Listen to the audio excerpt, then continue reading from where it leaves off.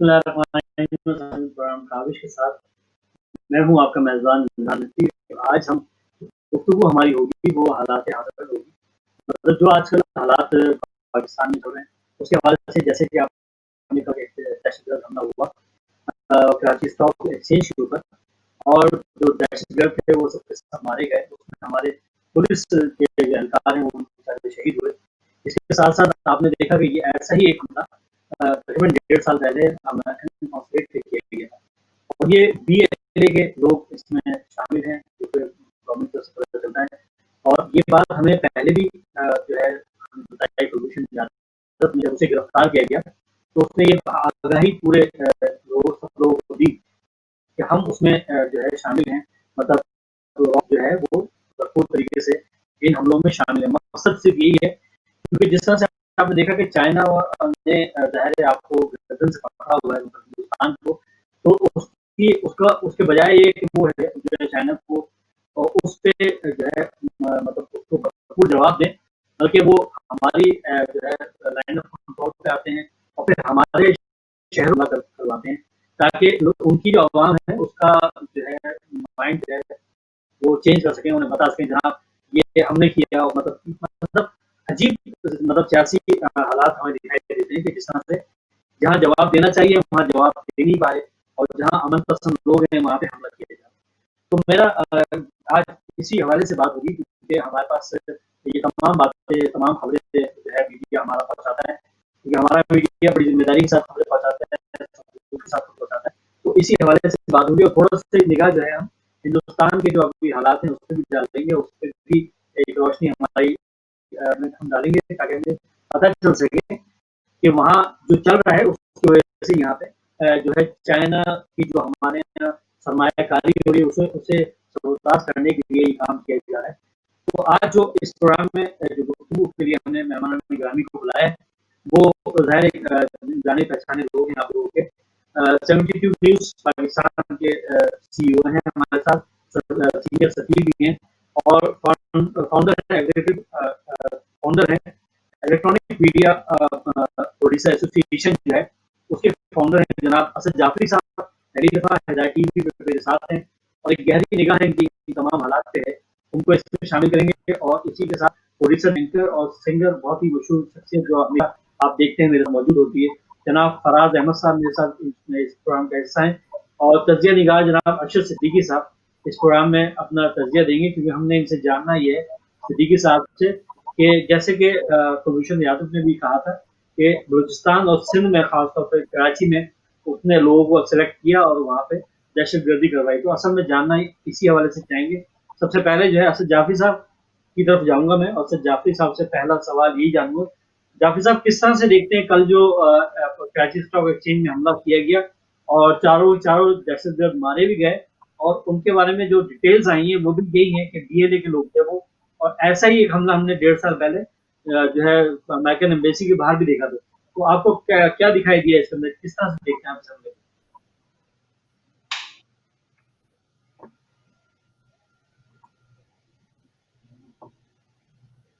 मुझे आवाज़ जो है जाफरी साहब की आ नहीं पा रही, आवाज़ का शायद प्रॉब्लम है,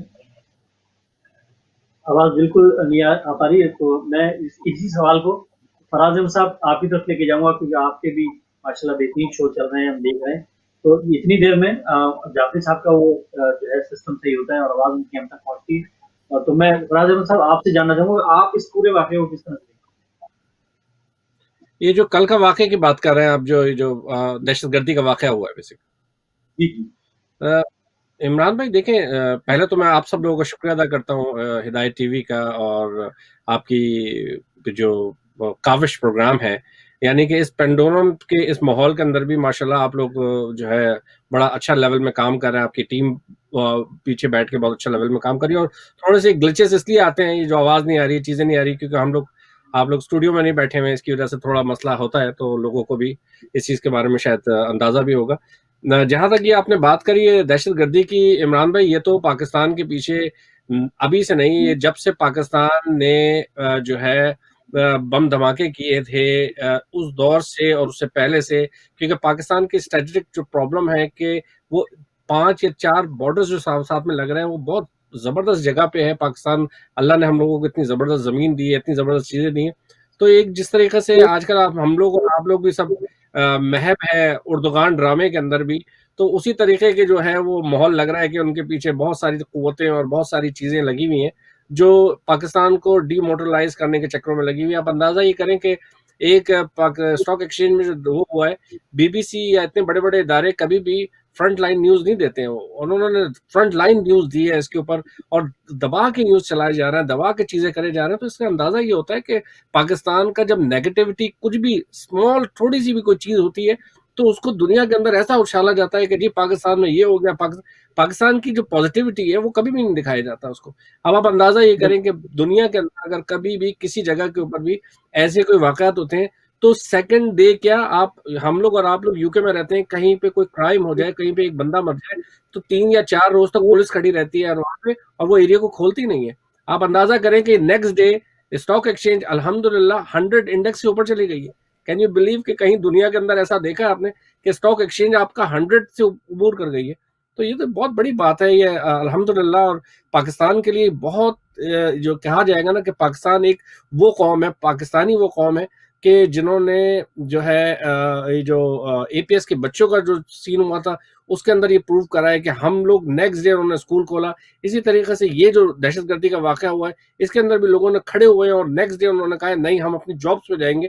कौन जाता है आज के दौर में? आप मुझे बताइए कि जहाँ पे इतने खुल्लम-खुल्ला दहशतगर्दी हुई है, उनके माँ-बाप, उनके बच्चे कोई किसी को भेजेगा?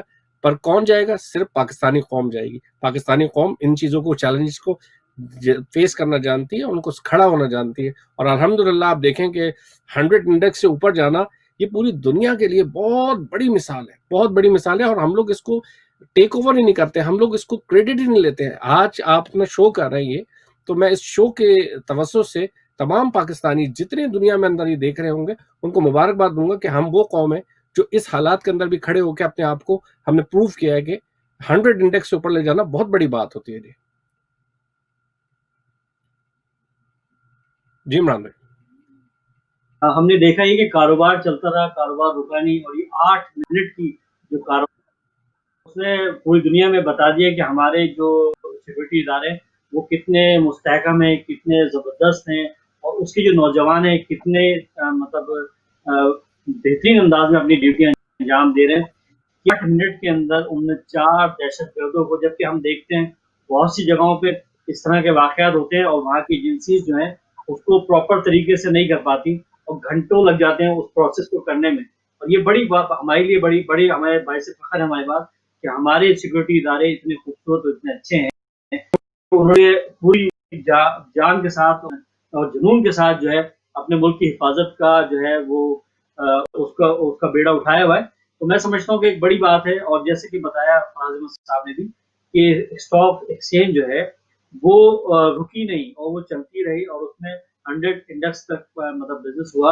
अमूमन ये होता है कि अगर फायरिंग की आवाज़ तो लोगों में भगदड़ मच जाती है और लोग अपनी दुकानें, अपने कारोबार बंद करके भाग होते हैं और हैरानगी की बात ये कि इतना पीसफुल माहौल वहाँ रहा और ये 4 दहशतगर्द वासिले जहन्नुम भी हुए और इन 4 और जो है इन 4 दहशतगर्दों वासिले जहन्नुम होने के बाद भी हमारे मुल्क की जो मईशत जिसका टारगेट था दायरे रॉ का जो टारगेट था वो ये था कि जो चाइना की सरमायाकारी है उसको मुतासिर किया जाए, जो वो करने में नाकाम रहा। उसने खुद तो अपने मुल्क में 59 ऐप्स को बंद किया है, लेकिन हमारे मुल्क में ये तासुर देना चाह रहा था कि वो इस तरह से मतलब करना चाह रहा था, जो कि बड़ा अच्छा काम हमारी सिक्योरिटी एजेंसीज ने बड़ा ऐसे तरीके से निभाया।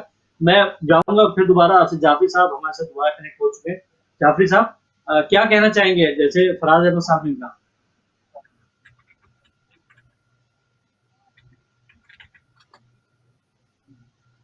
इनकी आवाज नहीं आ रही हमारे। जी जी अब मेरे ख्याल से जाफरी साहब एक दफा आपको फिर कनेक्ट होना पड़ेगा क्योंकि हम इस पे हैं तो इसकी वजह से शायद दोबारा से आपको कनेक्ट होना पड़ेगा तब हम आपकी बात सुन पाएंगे। अर्शद सिद्दीकी साहब की तरफ चलता हूँ मैं। सिद्दीकी साहब आप इस वाक़े को किस तरह से देखते हैं कि जो कल हमारी जो एजेंसीज ने सिर्फ 8 के अंदर 4 दहशतगर्दों को वासिले जहन्नुम भी किया और इसमें बिजनेस भी हमारा मुतासर नहीं हुआ और जो दुश्मन करना चाहता था वो कर नहीं पाया। तो किस तरह से देखते हैं आप इस तमाम हिस्से को? अव्वल बात तो ये है कि सबसे पहले हिदायत टीवी और आपको बहुत अच्छा प्रोग्राम करने की मैं मुबारकबाद देता हूँ। इतनी आप मेहनत कर रहे हैं कोरोना उस पे, और यहाँ पे सब जो स्टूडियो भी बन रहे हैं, सब ऑनलाइन पे आते हैं। ये आपको मेरी तरफ से बहुत बहुत मुबारक हो, आपका प्रोग्राम बहुत अच्छा है। अच्छा, ये आपने जो सवाल पूछा है, देखें सबसे बड़ा मसला ये है कि चीन और पाकिस्तान के जो सी पैक का जो मंसूबा ऑन द वे है इस वक्त, और बड़ी ताकतें नहीं चाहती कि पाकिस्तान में सी पैक जल्द से जल्द कंप्लीट हो। एक तो ये, जी, और जी, इंडिया की एजेंसीज हमारे बलूचिस्तान और सिंध के हालात सिंध पर वो अफेक्ट हो रही है, इसलिए कि अब हमारी एजेंसी काफ़ी अफेक्टेड हो गई है कि ज़रा सा वो इंडिया की एजेंसी कोई काम करती है उनको उनका उसी वक्त जवाब दिया जाता है। इसी तरह आपने आप देखा होगा अभी अपने कश्मीर के साइड पर जो है जासूसी ड्रोन दो तीन दफा भारत के गिराए थे इन्होंने।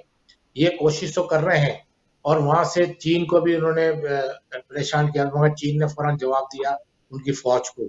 इनके काफी इनके सिपाही को काफी लोग हलाक हुए फौजी इंडिया के, तो वो डाइवर्शन करने चाहते हैं अपनी आवाम की पाकिस्तान की तरफ। और उसमें हमारे कुछ सियासी पार्टियों को उन्होंने फंडिंग करके ये दहशतगर्दी का पूरा मंसूबा बनाया गया है, तो उसको नाकाम किया हमारी एजेंसियों ने। और हम मुबारकबाद देते हैं अपनी एजेंसी को और हमारे जवानों को जिन्होंने अपनी कुर्बानियां दी हैं। और देखें, ये तकरीबन मोर देन 30 ईयर से ज्यादा हो गए कि हम दहशतगर्दी का मुकाबला कर रहे हैं। ये पाकिस्तानी कौम बहादुर कौम है, और इंशाल्लाह इससे हम पीछे हटने वाले नहीं है। दहशतगर्दी का जवाब देना भी जानते हैं और देंगे भी है। सही, ठीक है। जाफरी साहब, एक दफा फिर आपकी तरफ आऊंगा, आपकी आवाज एक दफा देखता हूँ, फिर अगर हो जाती तो वही सवाल जो बताइए कि मेरी आवाज आप तक पहुंच रही है? बिल्कुल अब आ रही है, बिल्कुल बिल्कुल। आप फरमाइए कि आप किस तरह से देखते हैं कि ये जी, सबसे पहले इमरान भाई, मैं सबसे पहले तो आपका शुक्रगुजार हूँ, हिदायत टीवी का शुक्रगुजार हूँ कि जिन्होंने ये मौका दिया है, और आप जैसे दोस्तों से जो है वो बिलमुशाफा ये कह सकते हैं कि जब टेक्नोलॉजी इतनी ज़्यादा जदीद हो गई है कि हम एक दूसरे को देख पा रहे हैं, तो उन्होंने ये मौका दिया, आपने मौका दिया, शुक्रगुजार हूँ मैं आपका। जहाँ तक बात है जो है वो दहशतगर्दी के वाक़या के हवाले से, तो उसमें जो है वो तमाम दोस्तों ने बड़ी तफसीली गुफ्तगू कर लिया। सर, बात ये है कि गुज़िश्ता कई सालों से जो है वो यहाँ पे दहशतगर्दी पनप रही है। हमारे सिक्योरिटी इदारों को हम सलाम पेश करते हैं, लेकिन साथ साथ हम जो है वो ये भी कहते हैं कि इस तरह का जो है वो वाक़यात नहीं होने चाहिए।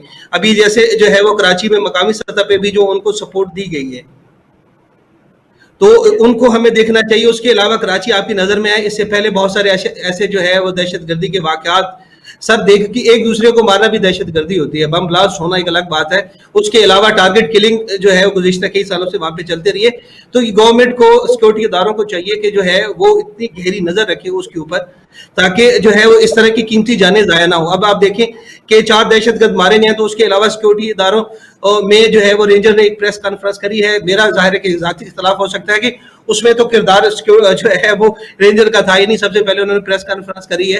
हालांकि पुलिस वाले जो है फ्रंट फुट के ऊपर उनकी जाने गई हैं, तो हमें चाहिए कि हम अपने पुलिस वालों को इतना स्ट्रांग करें, उन्हें जदीद किस्म के वेपन्स दें, और जिन्होंने इस वाक़या में जो है वो जाम शहादत नोश करा है उनको जो है वो खराज तहसीन होना चाहिए, और उनको भी उसी तरह नवाजा जाना चाहिए जिस तरह एक आम सिक्योरिटी गार्ड जो है वहां पे सिक्योरिटी गार्ड जो है वो वहां पे बैठे हुए थे, वो शहीद हो गए। मैं हुकूमत से मुतालबा करूंगा कि बाकी जिस तरह इदारों के लोगों को आप जो है उनकी शहादत के बाद फैसिलिटेट करते हैं कि एक प्राइवेट सेक्टर में बंदा काम करने वाला अपनी जान से जो है वो गया है, तो उसको भी उस अंदाज में उसके घर वालों को जो है वो आप नवाजें, उनको दें, ताकि यह है कि जो उनके बाकी मानदा अफराद हैं, उनकी फैमिली, उनको सपोर्ट हो सके। बिल्कुल बिल्कुल आपने सही फरमाया। तो ये जो हालात है, कहा जाता है कि जनाब PLA और जो कराची में भी जो सियासी तंजीमों को शामिल किया गया ताकि इस तरह के अटैक किए जाए, और तो आप इसको किस तरह से देखते हो? ये जो इमरान है ये BLA के थे, इससे पहले अमेरिकन जो एम्बेसी पे हुआ वो भी BLA के लोग थे, तो हमारे लोगों को इस्तेमाल किया जा रहा है, तो इसको आप किस तरह से देखते हैं? क्या हमें जो है अपना सर मैं आपकी इमरान भाई मैं आपकी बात को आगे बढ़ाते हुए एक बात कहता हूं कि देखिए अल्हम्दुलिल्लाह, बल्कि कहना चाहिए सुमा अल्हम्दुलिल्लाह कि मुसलमान 1400 साल से जो है वो बिकते आ रहे हैं, भले वो इमाम हुसैन अलैहिस्सलाम की शहादत का वाकया हो। तो ये पैसों में आप ये कह रहे हैं कि ये जो है वो पाकिस्तान के लोग, कराची के या बलूचिस्तान के लोग जो है वो अमेरिका, वो इंडिया के हाथ में बिके हुए हैं, या पैसों के लालच में, या इस तरह के जो बलूचिस्तान की अलहदा पसंद तंजीम है। तो असल में ये है कि मैं तो इसको वैसे देखता हूं किसी और तनाजर में कि ये शुरू से सर ऐसा चलता आ रहा है।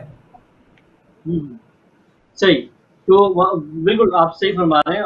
और ये मतलब आप अंदाजा अपनी आपकी बात को मैं अगर आगे बढ़ाऊं तो हजूर ये बताइए कि नबी पाक सल्लल्लाहु अलैहि वसल्लम के नवासा को जो है वो अभी कुछ अरसा 40 साल गुजरे थे, तो सर उनको उनकी फैमिली के समेत जो है वो शहीद कर दिया गया।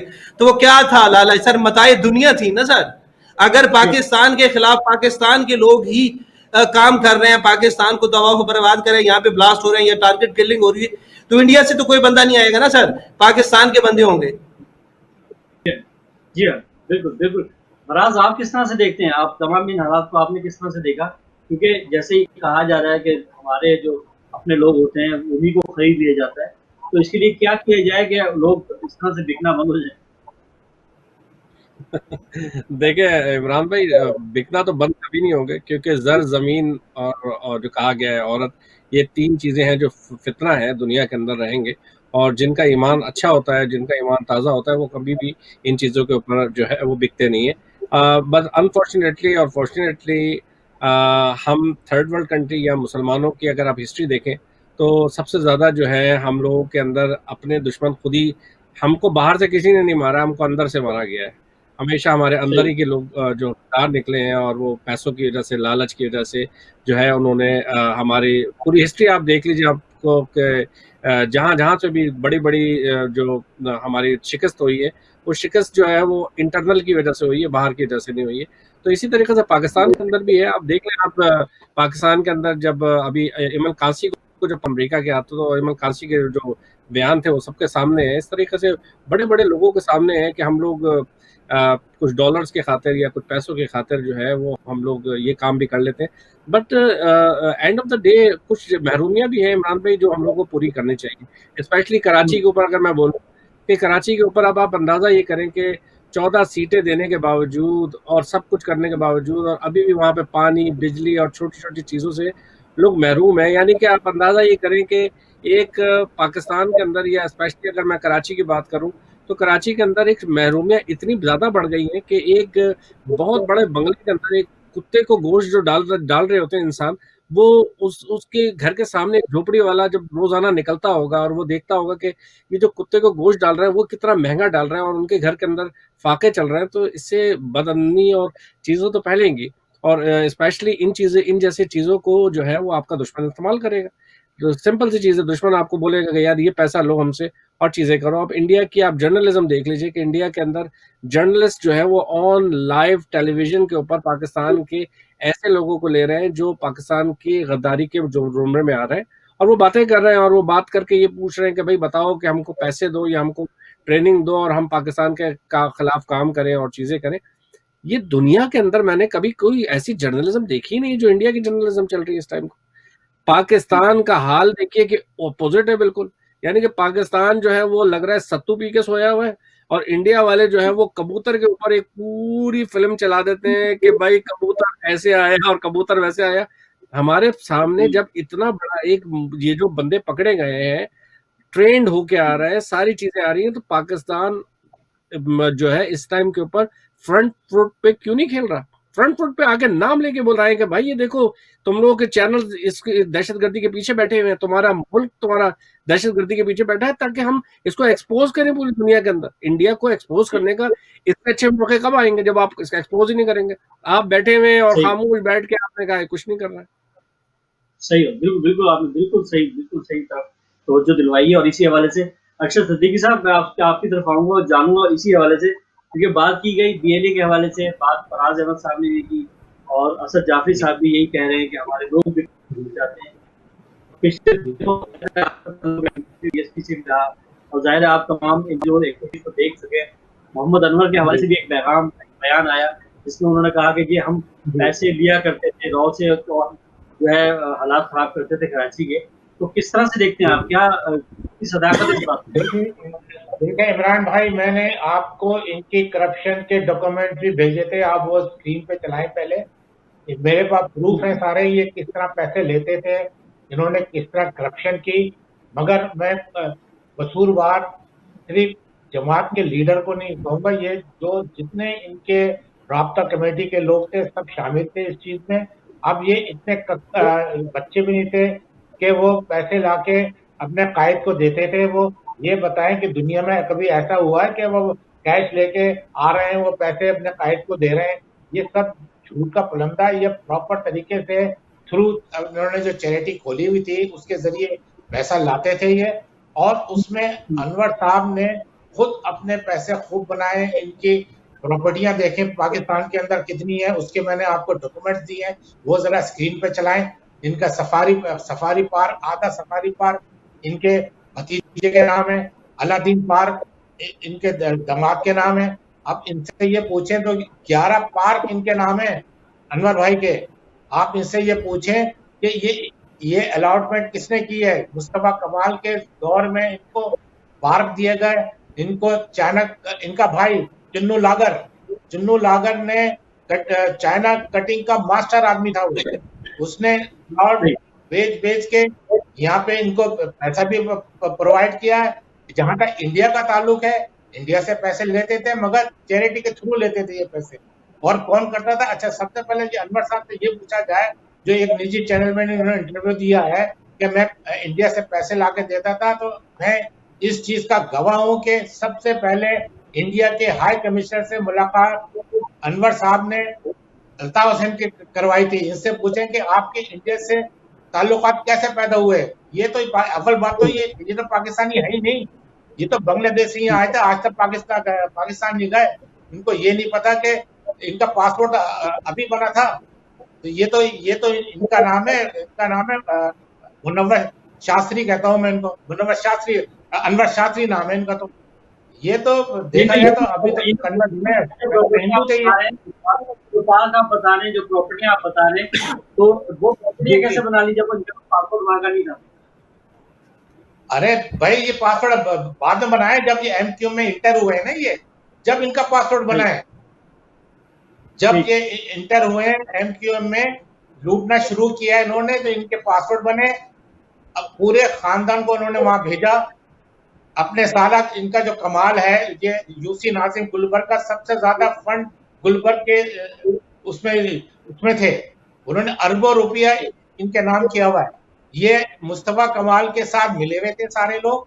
अपन ये बातें जितने ये मुस्तफा कमाल हो गए, अनवर हो गए, डॉक्टर खालिद मकबूल हो गए, ये वासिक जलील हो गया, बाबर गौरी हो गए, इनके एहसास चेक करवाए ना आप लोग मीडिया वाले। इनसे कहें कि भाई जब आप एमक्यूएम में आए थे आप क्या थे, और एमक्यूएम के बाद आपके एहसास क्या है।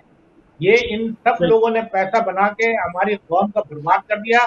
और क्या दिया हमें क्या दिया? फाइव कमांडो, जावेद लंगड़ा, ये जावेद अवैध केटू, भोला, ये हमारे सबूत उन्होंने किए हैं।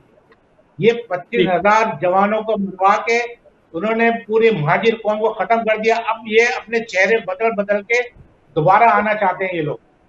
मैं तो महाजिर कौम से रिक्वेस्ट करता हूँ, मेरी बात सुन ले, मैं महाजिर कौम से रिक्वेस्ट करता हूँ, इनके धोखे में मत आना। अभी बिल्कुल धोखे में ना आए। इन्होंने बर्बादी कर दी है पूरे कराची वालों को, आपने पूरे सड़क पे लेके आ गए। अब कोई नहीं पूछता। अभी फराज भाई से पूछे, कराची जाते रहते हैं, मैं भी कराची जाता रहता हूँ, क्या हालात है। ना आपके पास नौकरी है, ना आपके पास आपकी एजुकेशन बंद कर दी इन्होंने। जैसे मोहम्मद अनवर का आपने बताया कि वो जो है इंडियन जाया करते थे, तो ऐसे कुछ लीडरान भी थे जो जाया करते थे?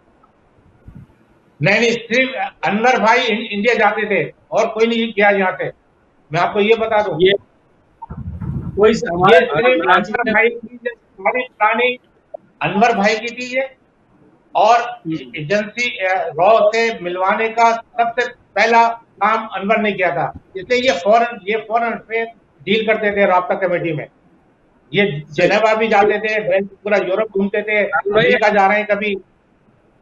जी इमरान फराज क्या भाई, कहना चाह रहे थे? एक बड़े अदब से अगर अरशद साहब से एक सवाल करना चाहूंगा मैं कि अरशद साहब, अगर जी जी इमरान साहब तकरीर ना करते पाकिस्तान के खिलाफ और ये चीजें नहीं होती, तो क्या आप समझते हैं कि पाकिस्तान के जो अभी लीडरान जो बोल रहे हैं, आप भी बोल रहे हैं और लोग भी बोल रहे हैं, उनके पास कोई आवाज होती? यानी कि ये तो वही बात हो गई, अगर वो अभी आज तकरीर नहीं करते तो आज सारे लोग वैसे ही बैठे होते हैं, वैसे ही सारी चीजें खली नहीं होती। नहीं नहीं असल नहीं, में मैं ये है कि जवाब अगर देता हूँ, बहुत अच्छा जवाब आफाक देता अहमद हूँ। साहब आपने बहुत ने, अच्छा मेरे सवाल ख्याल किया। से आफाक अहमद ने बहुत पहले, कितने साल पहले आफाक अहमद ने सबसे पहले आवाज उठाई थी इसके खिलाफ कि ये चीजें कर रहे हैं, और उसके बाद फिर वो सब 10 साल आप मुशर्रफ के साथ देख लीजिए, वैसे ही गवर्नमेंट इनकी चलती रहेगी।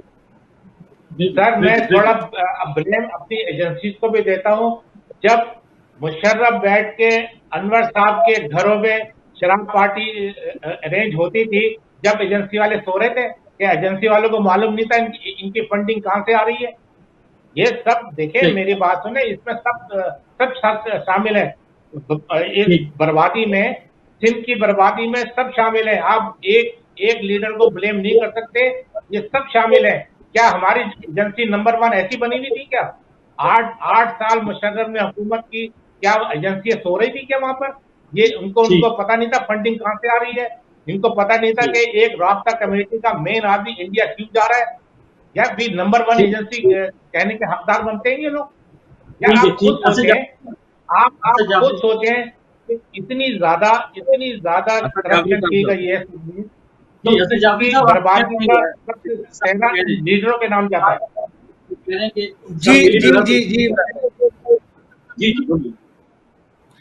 सर, मैं 100% जो है वो अरशद सिद्दीकी साहब की गुफ्तगू से मुत्तफिक हूँ। उसकी वजह ये है कि एक तरफ हम ये कह रहे हैं कि पाकिस्तान की जो है नंबर 1 एजेंसीज हैं, और उसके अलावा ये है कि जैसे फराज भाई कह रहे हैं कि अगर ये तकरीर ना करते और उसमें पाकिस्तान के खिलाफ जो है वो नारेबाजी ना होती, तो क्या ये तो सिलसिला इसी तरह ही चलना था। वो एक बात है जो सामने आई है। उसके अलावा बहुत सारी ऐसी चीजें हैं।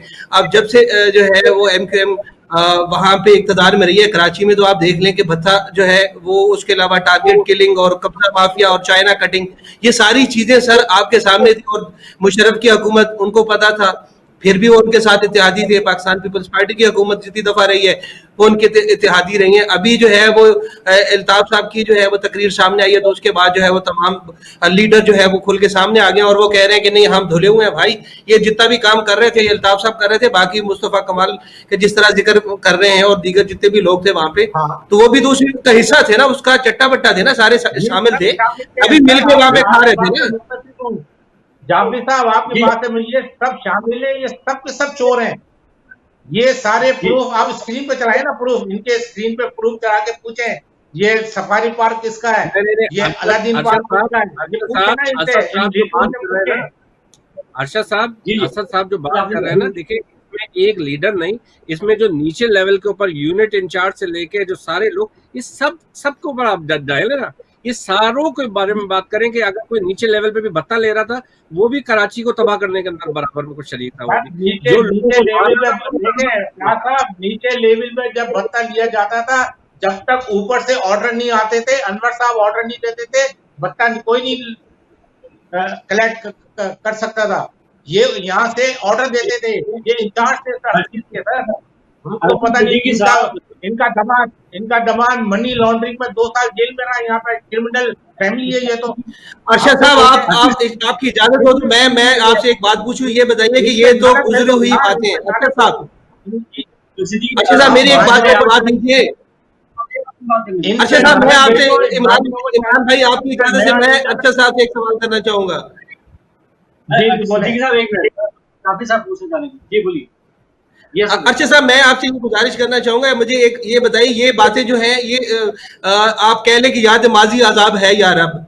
अब ये सारी माजी की बातें हैं, आप कराची के आवाम को क्या कहते हैं कि अभी उनको क्या करना चाहिए? देखिए, वोट का हक तो उनके पास है, अब आप क्या चाह रहे हैं कि उसमें जो है वो खालिद मकबूल सदीकी अलग से खड़े हैं, फारूक सत्तार अलग से खड़े हैं, मुस्तफा कमाल अलग से खड़े हैं, मुहाजिर कौम कहाँ जाएगी? किसको आप कह रहे हैं कि तहरीक इंसाफ की तरफ आ जाए? नहीं, महाजिर कौम को चाहिए कि नए चेहरे ढूंढे, जिसका ताल्लुक कभी भी मुत्तहदा से ना रहा हो। कभी उनका सवाल नए पढ़े लिखे लोगों को आगे लेके आए, कोई नया ग्रुप बने जिसका MQM से कभी दूर का वास्ता ना हो। जब ये कौम स्वतंत्र। मगर देखें, एक बात बता दूं, मैं कराची हर 3-4 महीने में जाता हूँ, वहां से अपनी महाजिर लीडरों के ट्रस्ट खत्म हो चुका है। इन्होंने हमारे ट्रस्ट को ब्रिश किया है। हमने इनको 32 साल हुकूमत दिलवाई है सर, क्या किया है? वोटर सिस्टम खत्म कर दिया इन्होंने? नहीं किया। जब इनकी हुकूमत थी, ये इनकी आंखें ऊपर थी, आप इनसे फोन भी करें ना, नहीं साहब ये हमारे हाथ बंधे हुए, इनके हाथ अभी तक बंधे रहेंगे। अब तो इनके हाथ पांव सब बांध दिए, लोगों ने भी बांध दिए, एजेंसी ने बांध दिए। मसला ये है कि अब हम लोग कहाँ खड़े हुए हैं, अब हम अपने आप को किस तरह सेव करें। ना आपके पास नौकरी है, ना बिजली है, ना पानी है, ना एजुकेशन है। आप पे तो एजुकेशन भी बंद कर दी है सिंधियों ने। अब ये है, मुत्तहिद हो जाए सारे महाजिर लोग, सिर्फ उन लोगों को आप चॉइस करें या कोई नई सियासी पार्टी बने जिसमें मुत्तहिदा का जिक्र ही नहीं। मुत्तहिदों को तो बैंड कर देना चाहिए एमपीओ को जनाब। ये सारे चोर हैं। ये फहीम कमांडो दिया हमें, जावेद लंगड़ा दे दिया, नाम देखें इनके, भोला बताइए, रेहान भोला, कौन कौन से नाम हमें दे दिए। ये हमारे लीडर थे, बताइए। 3 दफा कुल पढ़ के इन पर नाटक भेजो। अब नया सिस्टम पे आओ। दुनिया ने कहाँ तरक्की पहुंचा दी है, हम लोग वहीं के वहीं अटके हुए। हम महाजिर हैं, कोई कहता मैं पंजाबी हूँ, कोई कहता मैं बलोची हूँ। यार अब पाकिस्तान की सोचो। पाकिस्तान की इस पर जो हालात है ना, सर्दी हालत इतनी ज्यादा खराब है। आपके पीछे इंडिया लगा हुआ है, आपके पीछे अमेरिका लगा हुआ है, बड़ी बड़ी ताकतें आपको सी पैक करने नहीं दे रही हैं। अब हम इसी सियासत में घुसे हुए कि भाई हमें डोमिसाइल को कोई नहीं दे रहा, हमें हकूक भी नहीं मिलेंगे, कुछ भी नहीं मिलेगा महाजिरों को। इसलिए नहीं मिलेगा, हमें मुत्तहिद नहीं है हम लोग। जब तक आप ग्रास रूट से मुत्तहिद नहीं होंगे ना, आपको कुछ नहीं मिल सकता, कुछ नहीं मिल सकता। नए लोग लेके आए, खास तौर पर मीडिया में यंग लोग आ रहे हैं, वो अपनी आवाज उठाएं। आप लोग हैं, आप लोग आगे आओ, आवाज उठाओ। देखिए 2 दिन प्रोग्राम होता है कराची में, उसके बाद खामोशी हो जाती है, कोई नहीं सुनता किसी की क्या हो रहा है। आप ये खुद सोचें कि हम लोग किस तरफ जा रहे हैं। हम लोग तबाह बर्बादी कर दी, एमक्यूएम ने तो हमें तबाह बर्बाद कर दिया। ये लोग, मैं आपको बता दूं, जितने लोग हैं, ये लोग इतने करप्ट निकले, इतने ज्यादा करप्ट थे, करप्शन थी इन लोगों ने। जी साहब, मैं जरा फराज भाई से वो सवाल कर लूं। सिद्दीक साहब, सब पे पाबंदी लगा देनी चाहिए, सब पे नई तंजीम बनानी चाहिए। सब पे नहीं पाबंदी लगाए, ना, सब पे पाबंदी नहीं। देखिए मेन मसला ये है कि सबसे पहले इन पे पाबंदी लगा दीजिए। मैं कह रहा हूँ इन पे पाबंदी लगवा, सबसे पहले एमक्यूएम पे पाबंदी लगा।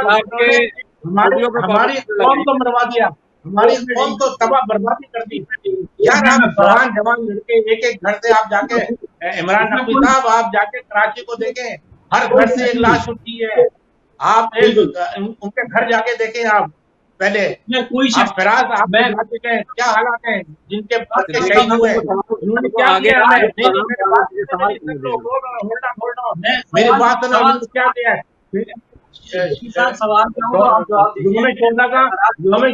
कब्रिस्तान दिया, आवाज प्रोग्राम को आगे बढ़ाने दीजिए। का कब्रिस्तान दिया एमक्यूएम ने हमें। ये सब करप्ट लोग हैं, इतने खबीस लोग हैं। इन बता रहा हूँ कि इन लोगों ने सबसे पैसा बनाया है। ये खालिद बिन वलीद, इनके भाई, ये जिनका हॉस्पिटल है, अभी डेंटल हॉस्पिटल है, जो हमें सेहत में क्या बना लिया, एक बच्ची मिल गई थी, जब भी कुछ नहीं हुआ। भाई ये जाए, इनके पास पैसा आया कहाँ से? सिद्दीकी साहब मुझे सवाल कर दे प्लीज। हम लोगों का सारा पैसा इन लोगों ने यहाँ अय्याशी में गुजारा है। यहाँ देखे कितनी अय्याशी है, 20 प्रॉपर्टी मिली इन लोगों ने। यार एक मिनट सवाल फराज आप बताइए, आप प्लीज एक मिनट जी। फराज जी बोलिए, क्या कहें? अच्छा देखिए, मेरे ख्याल से ना इस टॉपिक के ऊपर हम लोगों ने बात करना, जिस तरह असद भाई ने बड़ी प्यारी बात करी कि याद माजी जो है उसको हम लोग चेंज नहीं कर सकते हैं और चीज़ों को हम लोग नहीं कर सकते। और स्पेशली जिस तरह कराची का माहौल इस टाइम पे चल रहा है, वो सबके सामने है कि हम लोगों की अपनी गलतियां भी हैं। जो अपने माजी को याद नहीं करता ना, वो देखिए अरशद साहब मुझे जरा आगे चलने दीजिए। मेरे कहने का मकसद ये है कि माजी से आपने हमने क्या सीखा है वो एक अलग चीज़ है। अभी हमारा कराची का जो माहौल चल रहा है उस टाइम पे एक अलग माहौल है। उनको हम लोगों को आगे बढ़ते रहना चाहिए और नई क़यादत को लेके आना चाहिए, ये हकीकत बात है। पर मेरा ये है कि पाकिस्तान में कराची के अंदर जो बंदा बड़ा हुआ है, मुझे कोई नहीं मैंने आज तक देखा, चाहे वो सिंधी हो, पठान हो, महाजिर हो, कोई भी हो, जिसका एमकेएम के साथ ताल्लुक ना रहा हो बचपन में। क्योंकि हम लोग भी बाहर निकलते थे, हर कोई बचपन में अपनी रैलियों में निकल रहे होते थे, चीज़ों में होते, तो ऐसा तो आपको इस दूध का धुलावा कोई नहीं ला सकते आप। बट ये है कि देखिए एमकेएम के अंदर अच्छाइयाँ भी बहुत थी, उनकी तंजीम बहुत स्ट्रॉन्ग थी। आज के दौर के अंदर कोरोना वायरस का जो माहौल चल रहा है, अगर मैंने फारूक सत्तार साहब का इंटरव्यू किया था, फारूक सत्तार साहब के साथ मैं यही बात कर रहा था कि मैंने कहा फारूक साहब अगर आज के दौर में वो एमकेएम होती तो वो जो यूनिट और यूनिट के साथ मोहल्ला कमेटी बनाई हुई होती तो उसकी वजह से कोरोना का बड़ा एक अच्छा सिस्टम होता है, क्योंकि उन कमेटियों को, उनके मोहल्लों को पता है कि कौन घर में कौन रहता है, किसके घर में राशन डलवाना है, किसकी चीज में नहीं करना है। ये जो टाइगर फोर्स इमरान खान साहब ने अनाउंस तो कर दी, पर टाइगर फोर्स वो जो है ना वो हवा वाली टाइगर फोर्स है बिल्कुल। एमकेएम के अंदर जो अच्छाइयां थी तो वो तो एक अलग बात है, इनकी नो डाउट एमकेएम जैसी तंजीम पाकिस्तान के अंदर ना कभी देखी गई है ना देखी जाएगी। एक इतने बड़े बड़े जलसों के अंदर के एक औरत खामोशी से निकल के आ रही है और सारे लोग साइड में हो जाते हैं, ये बहुत बड़ी बात है। फराज, मैं आपकी बात काट रहा हूँ, hold on Faraz, hold on Faraz, मैं आपकी बात काट रहा हूँ। देखें, वो तंजीम जब मजबूत थी जब उसका कारकुन बहुत मजबूत था, नजरियाती कारकुन एमकेएम के साथ काम करते थे। जब ऊपर के लोग खराब हुए तो नजरियाती कारकुन को उन्होंने साइड पे कर दिया, इस वजह से तंजीम की बर्बादी हुई। मैं उस पे नहीं जा रहा, मैं बात कर रहा हूँ खाली आपको कि जो चीज अच्छाइयाँ भी है ना, देखिए मैं कराची से ताल्लुक हूँ, असद भाई शायद वहां बैठे हुए, असद भाई को अंदाजा नहीं है कि असद भाई जब आप बाहर ममालिक में होते हैं ना, जब आप कराची का नाम लेते हैं ना तो ऐसा लगता है कि आपने पता नहीं कोई एक वो जंग का वो समा कर दिया है कि सबसे पहले तो बोलते हैं हाँ जी अल्ताफ भाई के बंदे हो। अच्छा, ये यानी कि तासुबी हम लोगों के साथ हर दुनिया के अंदर हर जगह पे ये चीजें चलती रहती पहले तो बात सुने, पहले तो कहते थे अल्ताफ भाई के भाई, अब कहते हैं यार राव के एजेंट हो क्या तुम लोग, अब तो ये कहते हैं सर ये लोग। मेरा कहने का मकसद ये है अर्शद साहब, कहने का मकसद ये है कि हर चीज में अच्छाई और बुरे लोग भी हैं। इस जमात के अंदर अच्छे लोग भी बहुत मौजूद थे जो लोगों ने छोड़ दी, अच्छे लोगों को तो शहीद कर देते हैं लोग भाई, अच्छे लोगों को तो शहीद कर दिया उन्होंने, अच्छे लोगों को तो शहीद कर दिया उन्होंने। मसला ये है कि महरूमियत जो है अच्छे लोगों को अजीम तारीख को शहीद कर दिया, डॉक्टर इमरान फारूक को शहीद कर दिया, जो काम करने वाले थे उनको शहीद कर दिया उन्होंने। आप कह रहे हैं यार अच्छाई, काय की अच्छाई यार, आप खुद सोचे काय की अच्छाई, अजीम तारीख को शहीद क्यों किया, डॉक्टर इमरान फारूक को शहीद क्यों किया? और अच्छा अजीम अहमद तारिक जो है वो एमकेएम का हिस्सा थे ना, वो अच्छे इंसान थे ना। मैं जरा अच्छे लोगों को तो शहीद कर दिया था ना इन्होंने शुरू में ही। जब देखें जब इनको जी इमरान नकवी साहब, मेरा ख्याल है कि जो है अगर हम मुल्की सतह के ऊपर गुफ्तगू करें, मुल्क के सियासी हालात के ऊपर गुफ्तगू करें तो मेरे ख्याल में ज्यादा मुनासिब हो जाएगा, क्योंकि हमारा जो अभी टॉपिक स्पेसिफिक जो है वो एमकेएम के हवाले से चल रहा है। तो मैं समझता हूँ कि काफी हद तक गुफ्तगू होगी एमकेएम के हवाले से, उसमें अच्छाइयां भी थी यकीनी तौर पर और उसमें बुराइयां जो है। आपके साथ मुझे कंप्लीट करने दीजिएगा सर, आप मुझे दीजिएगा। आपका एनालिसिस बहुत अच्छा है, अगर आप मुल्की सतह पे एनालिसिस दें तो ज्यादा बेहतर हो जाएगा। तो इमरान भाई बात हम ये कर रहे थे कि देखिए एमकेएम के हवाले से बहुत बात हो गई है, उसमें अच्छाई भी होगी बुराई भी होगी, जो भी होगा बस उसको छोड़े आगे की तरफ बढ़ते हैं। ये बताइए कि मुल्की सियासी सूरत हाल को आप कैसे देख रहे हैं भाई? अभी आपने जो है अवाम ने तब्दीली के नाम पे वोट दिया था इमरान खान को, तो अवाम की क्या सूरत हाल देख रहे हैं अभी आप? मैं जवाब देता हूं। अच्छा साहब, आपसे मैं पूछ रहा हूं क्योंकि आप अच्छा एनालिसिस दे रहे हैं अभी। देखें, इमरान खान को वोट दिए थे तब्दीली के लिए, ये तब्दीली आपने देख ली होगी कितनी तब्दीली आ चुकी है पाकिस्तान में, कितनी अच्छी तब्दीली आ रही है। अभी तो और रोएंगे आप लोग भाई, अवाम को ठोकरे और लगेंगी अभी। ये यार बात सुने, वोट से कोई नहीं आता, ये सब सिलेक्टेड लोग हैं। आप किस चक्कर में, कोई वोट से नहीं आया, कोई वोट से नहीं, जब सिलेक्टेड है सारे। आप भी जाफरी साहब, आप भी पाकिस्तान चले जाए, आप भी बड़े साहब के मेहमान बन जाए तो आप भी जीत जाएंगे, आप भी प्राइम मिनिस्टर बन सकते हैं। आजकल तो माहौल ऐसा चल रहा है, वहां पे तो सब सिलेक्टेड है, ये पूरी असेंबली जो है सिलेक्टेड है, जिसे आवाम ने कोई वोट नहीं दिए इनको। अच्छा, मैं थोड़ी बात कर लूं, थोड़ी सी असद जाफरी साहब से मुझे एक सवाल पूछना था, क्योंकि मीडिया प्रोड्यूसर एसोसिएशन के बानी भी हैं और बड़ा काम है मीडिया साइड के ऊपर असद जाफरी साहब को। जाफरी साहब, अभी एक खबर आई है हिंदुस्तान से, उन्होंने 59 ऐप्स जो है जिसमें टिकटॉक भी शामिल है और बहुत सारी ऐप्स थी चाइना की, उसे बंद कर दिया। तो किस तरह से देखते हैं, क्या इससे चाइना को नुकसान होगा बंद होने से? मैं जो है इमरान भाई इस बिल्कुल खबर से अभी आप मुझे बता रहे हैं, चूंकि मैं अपने दीगर अपने मसरूफियात में था तो मैं देख नहीं पाया, मुझे एग्जैक्ट इसके हवाले से अंदाजा नहीं है। अगर जो है वो देखिए, बात ये है कि मैं अगर आप मुझे 2 मिनट टाइम दे तो मैं पाकिस्तान की जो सियासी सूरत हाल है उस हवाले से बात करना चाहूँगा, चूँकि करंट सिनेरियो अभी चल रहा है। अच्छा देखिए, बात ये है कि हम बात करते हैं कि तहरीक इंसाफ की, जितने भी हमारी आवाम थी उन्होंने जो है वो इमरान खान ने उनको एक ख्वाब बेचे, 22 साल तक वो मुसलसल ख्वाब बेचते रहे। उसके बाद फिर जो है वो उस जो है वो मरहले पर पहुंच गए कि उनको वज़ीर आज़म बना दिया जाए। बहुत सारी चीज़ें जो हैं उन्होंने करी, लोगों को ख्वाब दिखाए। हमारे जैसे जो लोग थे, जो मीडिया वाले थे, वो भी उनका साथ दे रहे थे कि वो चाह रहे थे कि कुछ पाकिस्तान के अंदर तब्दीली आनी चाहिए। पाकिस्तान में जितनी भी हुकूमतें से पहले आई हैं, भले वो नवाज शरीफ गवर्नमेंट की हो या जरदारी गवर्नमेंट है या पीपल्स पार्टी है, जो भी है सभी करप्ट थे, सभी ने पाकिस्तान को लूटा है। तो चलो ये है कि एक नया बंदा आजमा लेते हैं।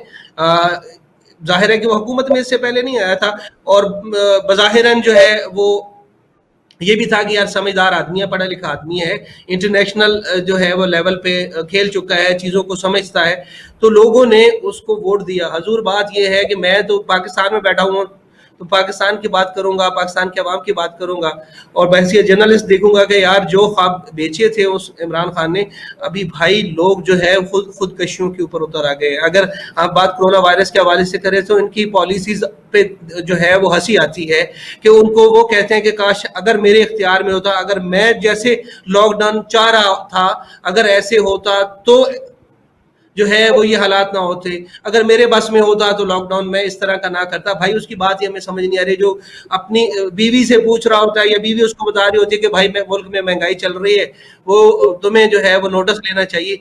हम तो अजीब सी सूरत हाल में फंसे हुए हैं भाई। जिस एरिया में मैं अभी बैठा हुआ हूँ यहाँ पे पूरा जो है वो कर्फ्यू लगा हुआ है भाई, रोड ब्लॉक है, लोग बाहर नहीं निकल पा रहे हैं। तो परेशानी का आलम ये है भाई। अभी पेट्रोल की बात करें तो पेट्रोल आप देखिए कि 25 रुपए जो है वो उन्होंने फौरन बढ़ा दिया है। अब जब कम करा था तो उस वक्त सूरत हाल ये थी कि पेट्रोल कहीं भी दस्तयाब नहीं हो रहा था। अभी उन्होंने जो है वो बढ़ाया है तो हर पेट्रोल पंप के ऊपर आपको पेट्रोल मिल रहा है। अब आप देखें कि एक ही रात में, एक ही झटके में आपने अरबों रुपए का फायदा जो है वो लोगों को पहुंचा दिया है। माफियाज के इर्द गिर्द जो है वो हुकूमत घिरी हुई है। जैसे अरशद साहब कह रहे थे कि कोई नया बंदा आना चाहिए, भाई उन्हीं की बात को आगे बढ़ाते हुए मैं ये कहता हूँ कि कराची के अवाम जो है वो 14 सीटें निकाली हैं पीटीआई ने भाई वहां पे, तो नए लोगों को वो MQM पीपल्स पार्टी से तंग आके उन्होंने तहरीक इंसाफ को वोट दिया था ना। बिल्कुल बिल्कुल। मैं जाफरी साहब ये नए लोग जब आएंगे, जब आप देखें मेरी बात सुने, नए लोग जब ग्रास सर नए लोग ऊपर से थोड़े ना आएंगे, हमसे ही आएंगे ना सर। अभी कराची के लोग जो है जो 14 लोग हैं सर वो कराची के हैं, कौन से 50 में से ही है। सर बड़ा मुश्किल है कि नए लोग जब तक नहीं आ सकते, जब तक आप बड़े साहब के मेंबर नहीं बनेंगे, नए लोग सियासत में नहीं आ सकते। सर बहुत दूर बैठे हैं, आप ये करें कि पहले बड़े साहब के मेंबर बने,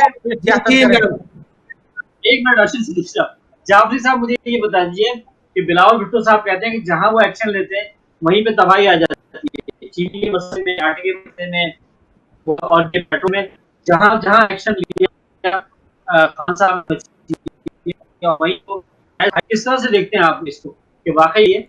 सर बात यह है कि आप देखें इससे पहले उन्होंने आटे के ऊपर एक्शन लिया, आटा महंगा हो गया, चीनी के ऊपर एक्शन लिया, चीनी महंगी हो गई, भाई पेट्रोल के ऊपर एक्शन लिया। उन्होंने कहा है कि कंपनियों को उन्होंने 4-4.5 करोड़ जुर्माना किया और 7 अरब रुपए का उनको फायदा दे दिया। भाई बात तो ये है, अब तो हम तो ये कह रहे हैं ना भाई कि एक वो छोटा सी बात है कि क्या मतलब, मैं एक फेसबुक पे देख रहा था कि पाकिस्तानी अवाम को जो है वो मतलब कोरोना आने की क्या जरूरत थी, इमरान क्या कम थे, इमरान खान कम थे पाकिस्तानी अवाम को मारने के लिए। तो सूरत हाल ये है भाई के इंतहाई नालायक किस्म का आदमी है। कोई इसकी मतलब होमवर्क नहीं था जब इसको हुकूमत दी गई, कोई इसकी टीम नहीं थी। अभी बद इंतजामी इस कदर ज्यादा है भाई के जो है वो बयान से बाहर है। राज आप क्या कहते हैं, वाकई ऐसी ही बात है जैसे असद जाफरी साहब कह रहे हैं कि वो इस लायक ही नहीं थे कि उन्हें वजारत दी जाए? मैं बिल्कुल इसमें जिक्र करूंगा, पर अरशद सिद्दीकी को बोलिएगा जब बोल रहा हूँ तो आप जरा सुनिएगा इस दफा। आप बीच में वो बोलते हैं तो वो पॉइंट खत्म रह जाता है और चीजें नहीं रहती है। एक एक बारी इंसान की होती है। मैं तो सबसे पहले तो भाई बड़ी माजरत के साथ असद जाफरी साहब की बात से बिल्कुल इख्तलाफ करूंगा। ये जो बात कर रहे हैं कि पहले मैं let me start from the corona first. Corona virus, आप इमरान खान के बारे में बोल रहे हैं कि उनको नहीं पता और चीज़ों को नहीं पता। असद साहब, दुनिया की जितनी ममालिक है ना उन सबका भी यही हाल है। यूके की गवर्नमेंट के अंदर 2 महीने 3 महीने इनके बोरिस जॉनसन ने जो स्टेप लिया है उसको रीबाउंड किया जा रहा है। उनको क्या महीने 3 महीने पहले आपने इतना इतना बड़ा स्टेप क्यों नहीं लिया? दुनिया की लार्जेस्ट थर्ड बड़ी इकोनॉमी के वो सदर है, वजीर आजम है, ठीक है। इनके साथ आप देखिए कि इन्होंने कितना किया। इटली के अंदर आप देख लीजिए, अमेरिका के अंदर देख लीजिए, आप पूरी दुनिया के अंदर एक ही हाल है। जहां तक इमरान खान की बात है, उन्होंने बिल्कुल सही बात कर रहे हैं। आप अंदाजा ये करें कि इमरान खान साहब ने अपनी तकरीर के अंदर जो स्मार्ट लॉकडाउन की बात करी थी और जो चीजों के बारे में बात कर रहे थे, एग्जैक्टली 2 दिन के बाद बोरिस जॉनसन ने यहाँ पे तकरीर करी और एग्जैक्ट वही नुकात उठाए, कोई डिफरेंस नहीं दिया उन्होंने, बिल्कुल वही नुकात। ऐसा लग रहा था कि वो उनकी तकरीर सुनने के बाद वो चीजें बता रहे हैं। हम लोगों के साथ प्रॉब्लम क्या है कि हम लोग एक जज्बाती कौम है। हम कहते हैं यार ये है, अभी है तो अभी हो जाए सारी चीजें। ठीक है, इमरान खान साहब ने वहां पे अपने अपने खिताबात में अपनी चीजों के अंदर जो इंदिया दिया था कि यार देखो, अगर मैं ऊपर का अच्छा आऊंगा तो नीचे 90 दिन के अंदर हम लोग अपना सेटअप करेंगे, चीजें करेंगे। पर हम लोगों को थोड़ा सा एक रियलिस्टिकली ये बात भी देखना चाहिए कि आप जिस घर में शिफ्ट हो रहे हैं, फॉर एग्जाम्पल मैं एक किराए के घर में रहता हूँ और मैं दूसरे किराए के घर में शिफ्ट हो रहा हूँ। मैं किराए के घर के अंदर जब जा रहा हूँ तो मुझे दूर से कुछ इतना बारे में नहीं पता है कि अंदर अंदर जाके अंदर क्या चीजें होंगी। मेरे जो पुराना मालिक मकान है उसने मेरे ऊपर इतना कर्जा छोड़ दिया है, इतनी चीजें छोड़ दी हैं कि हमने अंदर जाने के बाद हमको पता लगा है कि लीकेज कहाँ कहाँ है, कौन सा बाथरूम में क्या चीजें हो रही हैं, क्या नहीं हो रहा है। देखिए 2 साल के अंदर तो आपका लीकेज पता लग जाना यही बहुत बड़ी बात है।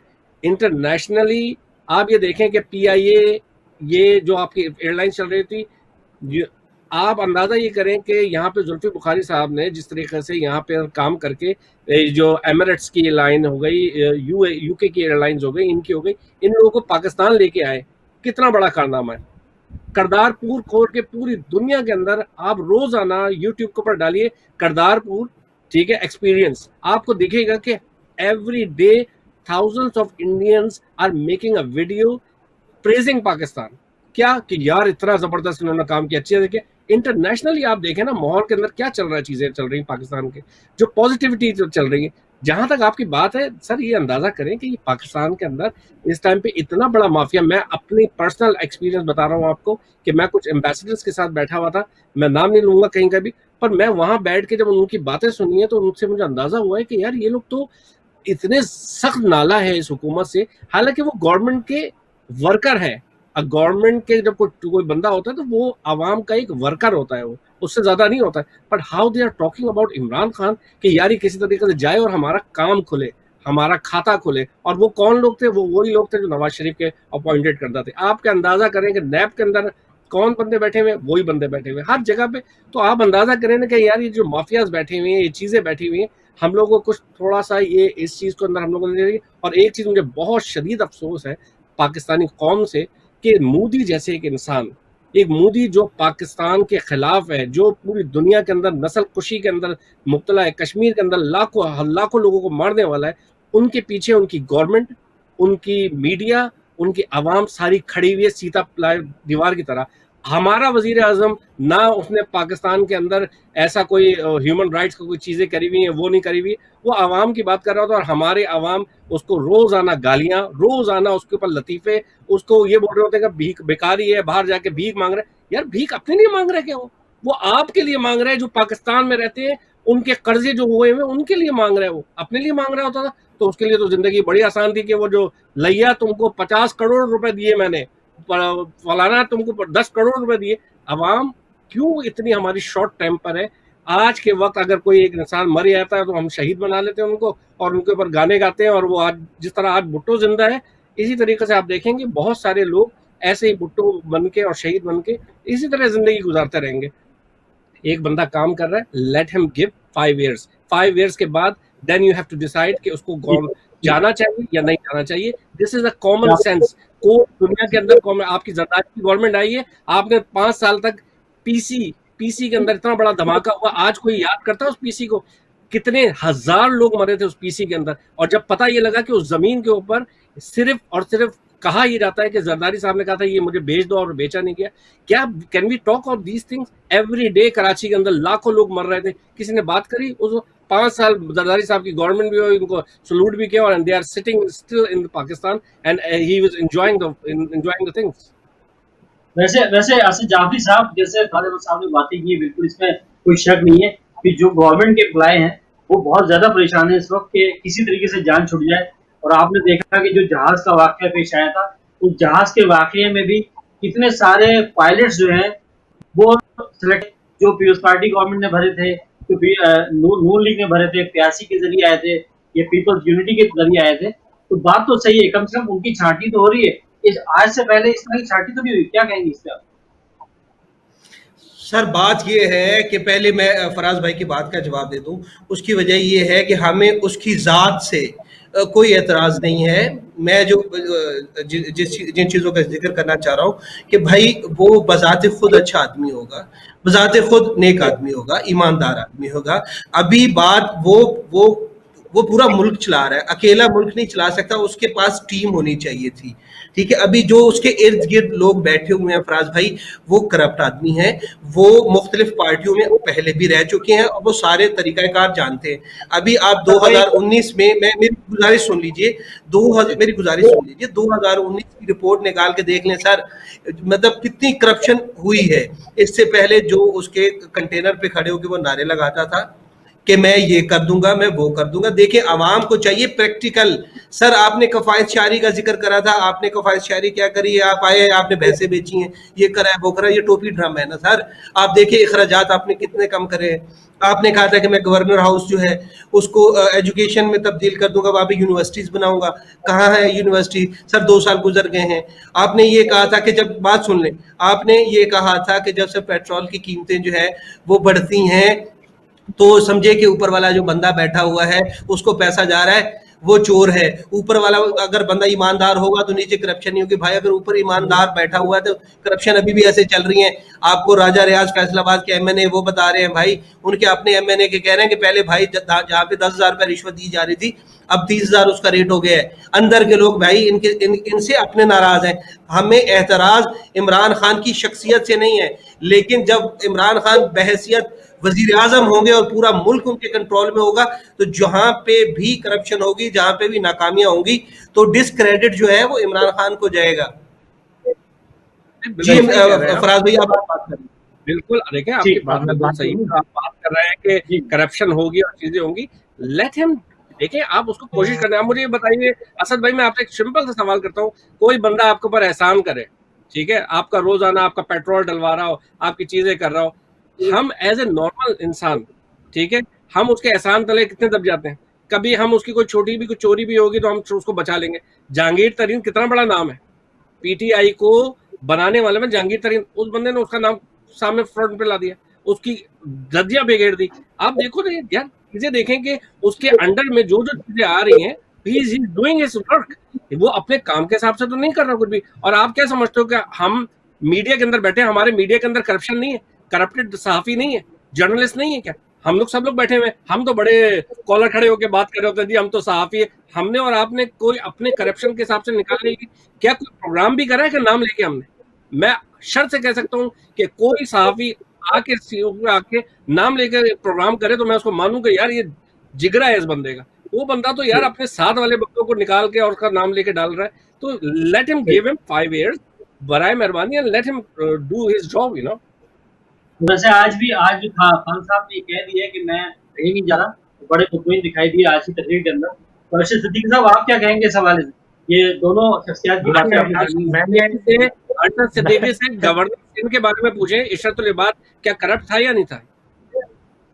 मैं सबका जवाब दूंगा, सबका जवाब दूंगा मैं आपको। पहले तो अभी जो ये आपने फराज ने, भाई ने और साहब ने जो बातें की हैं, गवर्नमेंट फ्लॉप क्यों हो रही है, इसकी एक वजूहत ये होती है, हम इमरान खान की शख्सियत से किसी को इख्तिलाफ नहीं, बहुत बड़ा अजीम क्रिकेटर था, कोई दुनिया मानती है उसको, मगर सर हुकूमत और क्रिकेट का कैप्टन होना बड़ा फर्क होता है। क्रिकेट का कैप्टन बनना और हुकूमत का वजीर आजम बनने में बड़ा फर्क है। आप ये कहते थे जलसों में, मेरे पास बहुत अच्छी टीम है, मेरे पास ऐसी टीम है, हम 90 दिन में बहुत कुछ कर देंगे। वो टीम किधर चली गई? वो टीम क्या कोरोना वायरस लग गया उस टीम को? वो किधर गई सारे टीम? आप इसमें देख लें, ये बताएं कि जलसों में ये कहता था कि मेरे पास बहुत अच्छी टीम है, वो जो जलसे में शरीक होते थे इसके जो असली थे बनाने वाले तहरीक इंसाफ के, वो तो नजर ही नहीं आते। वो तो सब आस पास से सर लिए हुए सिलेक्टेड, उनको दे दिए लोग, दे दिए भाई हुकूमत चलाओ। ये इमरान खान इस तरह हुकूमत नहीं चला सकता। आप कुछ भी कर लें, आप खुद देख लें, वो एक एक्शन लेता है, उसके बाद दूसरा एक्शन हो जाता है। आपने चीनी पे एक्शन लिया, आटे की माफिया ने आटे पे पंगा कर दिया, उसके बाद पेट्रोल पे एक्शन लिया आपने, पेट्रोल वालों ने पेट्रोल पे कर दिया। सर ये सारा माफिया जड़ों में बैठा हुआ है। पहले आपको चीनी के स्कैंडल में इतना बड़ा माफिया कि किस तरीके से चीनी जाती है और अफगानिस्तान जाती है और वापस आ जाती है और चीजें आती है, क्या हमको इससे पहले कुछ पता भी था इस बारे में? नहीं सर, सब हो रहा था, इसलिए वहां की गवर्नमेंट मिली हुई थी ना। अब यह है कि इमरान खान कहता है कि भाई ये करप्शन मैं खत्म करूंगा। एक आदमी के कहने से नहीं होगा। जब देखें चोर साथ बैठा हुआ होगा, आप कैसे चोरी खत्म कर लेंगे? पहले मुझे ये बताएं। इमरान भाई इनकी जगह पे मुझे एक छोटा सा बोलने दें कि करप्शन कब खत्म होगी सर? जब हम अपने पड़ोस की इज्जत करना शुरू कर देंगे एज ए पाकिस्तानी। करप्शन कब खत्म होगी? जब हम अपने माँ बाप की बात सुनना शुरू कर देंगे। करप्शन कब खत्म होगी? जब हम अपने पड़ोसी के कोई काम आ सकेंगे। करप्शन कब खत्म होगा? जब हम ईमानदारी से अपने नाप तोल के अंदर काम करेंगे। क्या हम पाकिस्तानी, आप छोड़ें गवर्नमेंट को यार, हम पाकिस्तानी क्या हम कर रहे हैं? 70 रुपए का मास्क, 70 रुपए का मास्क। असद भाई आप पाकिस्तान में हैं, आपने खुद देखा होगा कि रमजान के अंदर लोग किस तरह कीमतें बढ़ा देते हैं, चीजें बढ़ाते हैं। यहाँ पे आप चीजें कम कर भाई, आप बात सही कर रहे हैं मेरी बात में। अगर आप माशरे को सही करना चाहते हैं, अगर आप अपने ईमान और इस्लाम के तहत चलेंगे तो आप सही हो सकते हैं। इस्लाम में कहीं नहीं लिखा कि आप बेईमानी करें, इस्लाम में कहीं नहीं लिखा कि आप लोगों को तंग करें। आप इस्लाम से हट गए ना, हमारी कौम इस्लाम से हट चुकी है। आप ये कहें ना, अगर आप अपने पड़ोसी का हक अदा नहीं करें, हमारे इस्लाम में है ना, अपने पड़ोसी का हक अदा करें, आप हमारे इस्लाम में है ना। आप अपने गवर्नमेंट तो सही है ना अरशद भाई, देखिए गवर्नमेंट तो मतलब है, अगर इस्लाम पे चल रहा है फराज भाई, गवर्नमेंट जब सही होगी जब वो खुद अपने आप पहले अपना पॉइंट सही करें कि क्या पाकिस्तान की गवर्नमेंट को सही करने के लिए आवाम को पहले सही होना पड़ेगा या गवर्नमेंट को सही होना पड़ेगा? पहले बताइए आप। दोनों को सही करना। नहीं, एक को पहले बताइए, एक को सबसे पहले किसको करना चाहिए? सबसे पहले सही किसको होना चाहिए? आवाम को होना चाहिए पहले। आवाम चॉइस करे अच्छे लोगों को। खत्म हो गई आपकी बात के अंदर सारी चीजें खत्म हो गई। हमको आवाम को सही होना चाहिए पहले। आवाम जो हाथों के अंदर चीजें हैं, जो 70 रुपए का मास्क लिया है, 70 रुपए से 80 का बेच दो यार, 300 रुपए का बेच दो। खुदा का खौफ करे यार, हम लोग को मरना नहीं है क्या? हम लोग अपने देखिए फ्राज, मेरी बात सुन ले। देखिए आवाम कैसे सही हो गई, इसका हल बताए ना आप। मैं बताता हूँ इसका हल ये है कि हमारे उलमा कराम, हमारे सीनियर जर्नलिस्ट, मीडिया वाले, ये आवाम को जब तक नहीं बताएंगे, तालीम नहीं देंगे ऐसे, तो कैसे? देखें वहां पे एजुकेशन के मसले हैं। लोग भाई अगर तालीम से होता ना,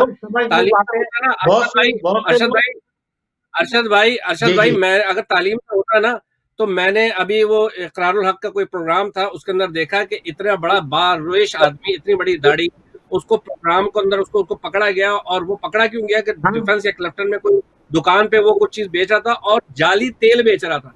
और वो भी अल्लाह माफ करे कुछ तबलीगी था, अब मुझे ये बताएं कि हमारे माशरे के अंदर जब तक हम लोगों को खुद सही नहीं होंगे, हम लोग कुछ भी नहीं हो सकता। ये हमारा, आप क्या समझते हैं? जरदारी की गवर्नमेंट 5 साल गुजर गई ना, आवाम तो देखिए मेरी बात सुने, सही जब होंगे हमारे, देखिए सही कैसे होगा जब उनको तबलीग की जाएगी, जब सही। इमरान भाई इमरान भाई मैं इसमें एक चीज ऐड कर दूं। अरशद साहब मुझे 1 मिनट दीजिए, फराज भाई आपकी इजाजत से।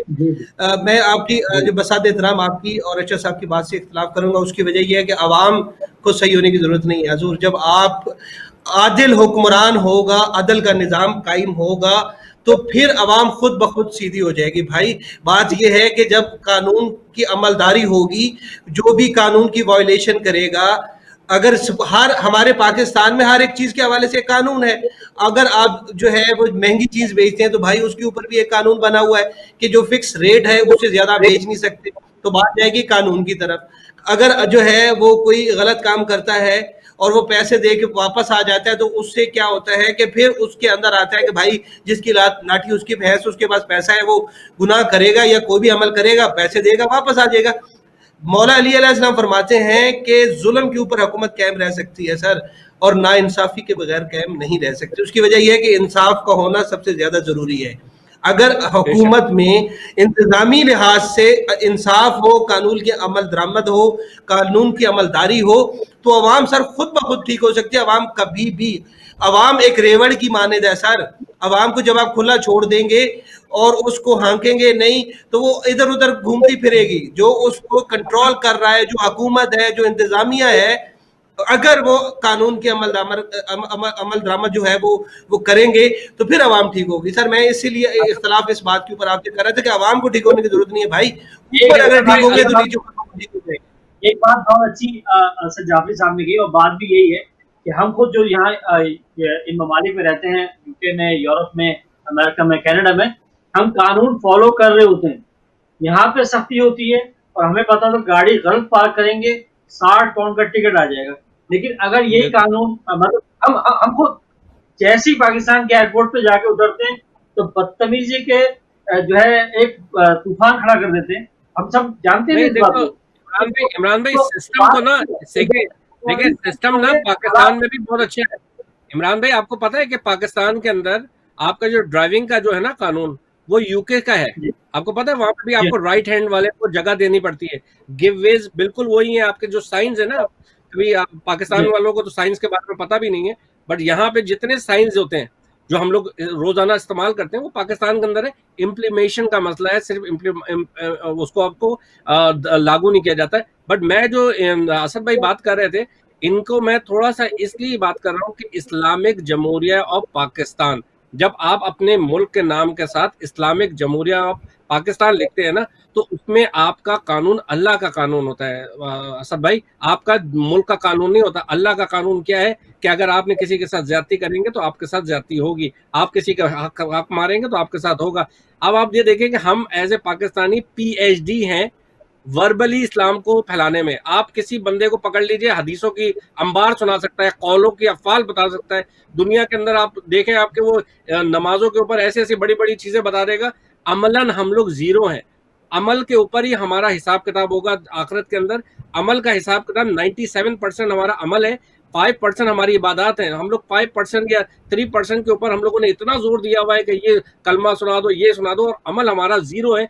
अमल के ऊपर जब हम काम करेंगे तो हमारे अंदर खुद खौफ खुदा होगा कि हम लोग कोई काम ऐसा करते हुए हम लोगों को अल्लाह के नजदीक भी जाना है और हम लोगों ने चीजें करनी है। तो हम लोगों को, तो मुझे बताया ना, रेड लाइट के ऊपर जो आप क्या समझ रहे हैं कि रेड लाइट के ऊपर हम रुक जाए तो जो है वो हम लोग को रुकना चाहिए नहीं रुकना चाहिए? क्या हम लोग जब तक कानून आए या निजाम आए तभी हमको रुकना चाहिए? नहीं, हमको रुकना चाहिए, हमको वैसे भी करना चाहिए। और यूके के अंदर मैंने यहाँ पे मेजॉरिटी, इमरान भाई भी जानते हैं, मेजॉरिटी यूके के अंदर गोरे बच्चों को और उनके माँ बाप को ये सिखाते हुए देखा है कि थैंक यू और वेलकम इनके दिमाग में डाल दिया जाता है, इसके अंदर सिस्टम में नहीं है। आप कभी भी कोई चीज करें, आप दरवाजा खोलें तो वो थैंक यू कहेंगे, आपको वेलकम करेंगे। हमारे अखलाकियात क्या है? जीरो है हमारे अखलाक। हमारा इस्लाम हमको ये बताता है हमारे अखलाक को बुलंद करो। आप कभी यहाँ पे यूके के अंदर किसी इस्लामिक किसी बंदे को या कोई ऐसे हिजाब वाले बंदे को या किसी को दे देंगे, जगह दे दें, मजाल है कि वो आपको सलाम करके मुस्कुरा के देख ले। ये सारी चीजें तो हमारी अपने अंदर ही है। हम लोग क्या, हम यूके के अंदर बैठे हुए, क्या हम लोग पाकिस्तानियों की मेजोरिटी, आपको पता है कि इस टाइम पे लूटन के अंदर मेजोरिटी एशियंस ड्रग माफियाज के अंदर इन्वॉल्व है। यूके की जेलों के अंदर एशियंस की इतनी बड़ी तादाद है जो जेलों के अंदर मौजूद है। वो कौन है? वो हमारे हैं, मुसलमान है, बांग्लादेश के, पाकिस्तान के, इंडिया के। क्यों है?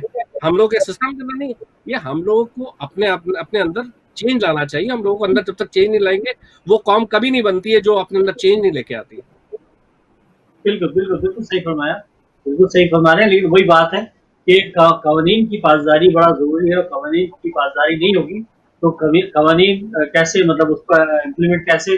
और ये सबसे पहला काम जो है गवर्नमेंट का है ये कि कवानीन, और हमारे अफसोस इमरान भाई ये बातें वैसे हो गई। असद भाई से इंडिया के बारे में पूछे।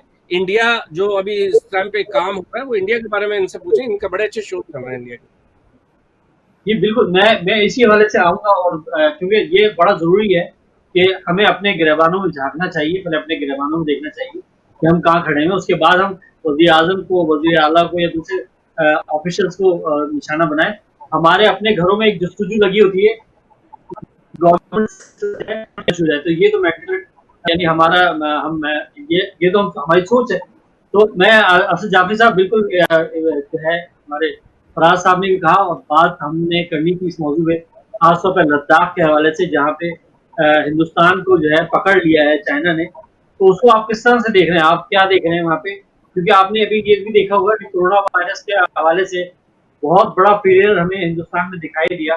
हम अल्हम्दुलिल्लाह पाकिस्तान में ऐसे मनाजिर नहीं देखे हमने अल्हम्दुलिल्लाह, कि जो हमने हिंदुस्तान में देखा, जो मजदूरों का हाल हुआ, और जो जमीन, मतलब वो पैदल बेचारे मीलों मीलों 1200 मील पैदल चले। तो किस तरह से देखते हैं? और इस वक्त जो है हालात, और लद्दाख में जो पोजीशन है, वहां का मीडिया, अगर पाकिस्तान से कबूतर आए तो बहुत चीखता है, लेकिन अगर वहां पे 20 लोग मार दिए जाएं तो आवाज भी नहीं निकल रही। तो किस तरह से देखते हैं? सर, आपके इस तमाम सवाल का जवाब जो है वो मैं अनवर मकसूद साहब के एक जुमले में जो है वो देना चाहता हूँ। वो उनका एक जुमला ये है कि चीन वाले जो हैं, चीन के फौजी जो हैं, वो मतलब दुश्मन के बच्चों को जो है वो नहीं बढ़ाते, जिसकी वो तनख्वाह ले रहे हैं वो काम कर रहे हैं। सही, क्या बात, क्या तो बात। हमें भी जो है वो अपने दुश्मन के बच्चों को पढ़ाने के बजाय जिसके तनख्वाह ले रहे हैं ना सर, वो हमें करने चाहिए, बढ़ के नहीं मारनी चाहिए। उसकी वजह ये है कि हमारी बढ़ के ज्यादा होती हैं और अमल दरामद कम होता है सर। सही, ठीक। तो आप अभी जो मौजूदा हालात हैं, मीडिया के हवाले से जानना चाहूंगा कि मीडिया के हवाले से बहुत ज्यादा तलखी हमें दिखाई देती है जब भी कोई मतलब LOC के ऊपर फायरिंग होती है, या हमारे कश्मीरी भाइयों को निशाना बनाया जाता है। तो मीडिया के रिपोर्टर्स भी ऐसे बात कर रहे होते हैं जिससे वो खुद मैदान जंग में खड़े हो। तो हमारे मीडिया किरदार और वहाँ के मीडिया किरदार में, क्योंकि ज़ाहिर है आपका बड़ा काम है इसको, तो किस तरह से देखते हैं, हम कहाँ पे खड़े हैं? सर देखिए, बात ये है कि इंडिया की मीडिया की अगर हम गुफ्तगू करें तो इंडिया का मीडिया जो है वो, मैं उससे जो है वो मतलब उनको देख के तो थोड़ी देर अगर आपने इंटरटेनमेंट करनी है, एंटरटेनमेंट आप चाह रहे हैं, आप डिप्रेस है और आप चाह रहे हैं कि यार थोड़ा सा जो है वो इंजॉय हो जाए, तो आप इंडिया का मीडिया लगा के देख लें। अभी वो जो है वो कभी वो देख रहे हैं कि भाई जो कबूतर है वो पाकिस्तान की तरफ से आ गया है और कबूतर दहशतगर्द बन गया है। फिर जो है वो एक परिंदे जो है वो पाकिस्तान में आए हैं, फसलों को तबाह कर रहे हैं। टिड्डी दिल जो है वो कह रहे हैं कि जी वो पाकिस्तान से है। खैर उनके ऊपर गुफ्तगू करना वक्त ज़िया करने के मुतरादिफ ही है, क्योंकि उनका जो है वो जैसे कहते हैं ना कि अजीब किस्म का सनसनीखेजी पैदा करता है। अल्हम्दुलिल्लाह उनसे पाकिस्तानी मीडिया जो है कदरे बेहतर है। ये भी इतना ऐसा नहीं है कि ये भी एक छोटी सी बात को बढ़ा चढ़ा के पाकिस्तानी मीडिया जो है वो पेश कर रहा होता, लेकिन इंडिया तो बहुत ज्यादा है। सही, सही। फराज, आप भी मीडिया से हैं, तो ये इसी सवाल को आपसे बुलाऊंगा। फराज, आप किस तरह से देख रहे हैं कि हमने ये तमाम ट्रांसमिशन देखी है पूरे रमजान में और बाद में भी, किस तरह के हालात वहाँ पे थे, और मीडिया की रिएक्शन जो आ रहा होता है पाकिस्तान के हवाले से, वो बिल्कुल अजीब और गरीब होता है। तो आप किस तरह से देखते हैं हिंदुस्तानी मीडिया को? भाई मैं तो इस लिहाज से मैं जो है इंडिया की मीडिया को सलाम करूंगा। मैं नो डाउट मैं इंडिया की मीडिया को सलाम भी करूंगा, और उनको मैं बोलूंगा कि आप वाकई एक जो है अपने मुल्क के लिए अपना बहुत अच्छा काम कर रहे हैं। क्यों कर रहे हैं वो?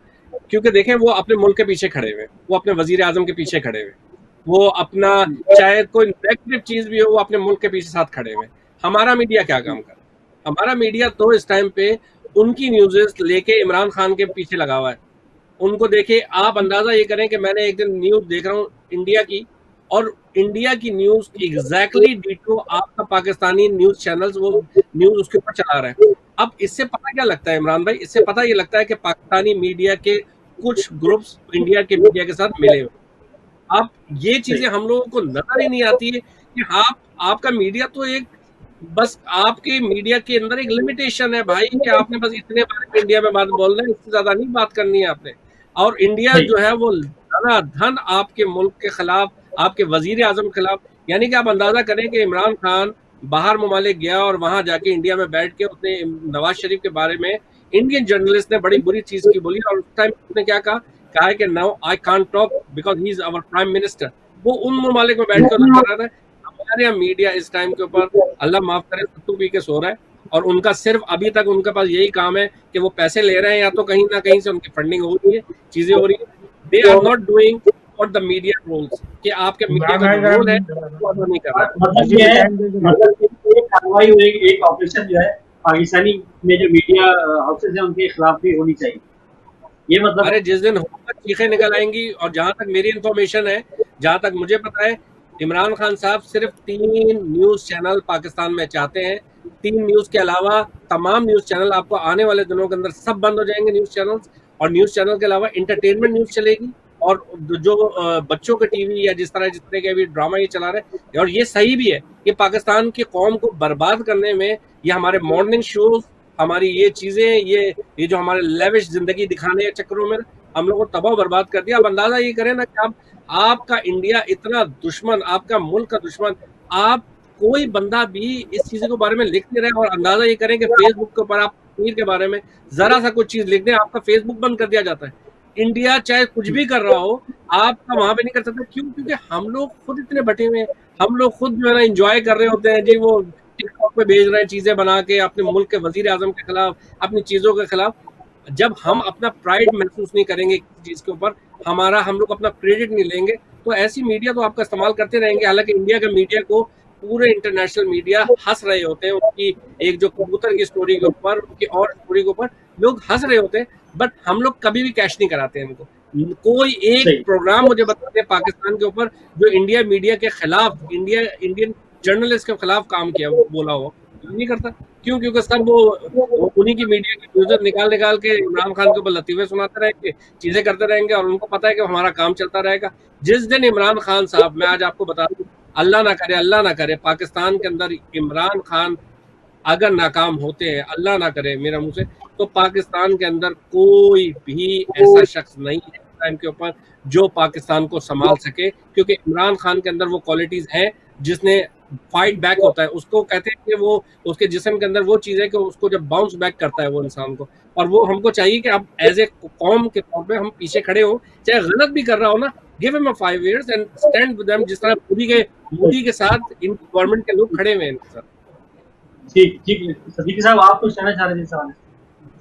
जी, मैं ये कहना चाह रहा था कि फराज की बातों से काफ़ी मुत्तफ़िक़ हूँ। हमारे मीडिया को, जहाँ इंडिया के प्राइम मिनिस्टर, इंडिया का जो प्राइम मिनिस्टर है उसका मीडिया सपोर्ट करता है, हमारे प्राइम मिनिस्टर को भी मीडिया को चाहिए कि सपोर्ट करे, फॉरेन पॉलिसी पर खास तौर पर सपोर्ट करना चाहिए मीडिया को।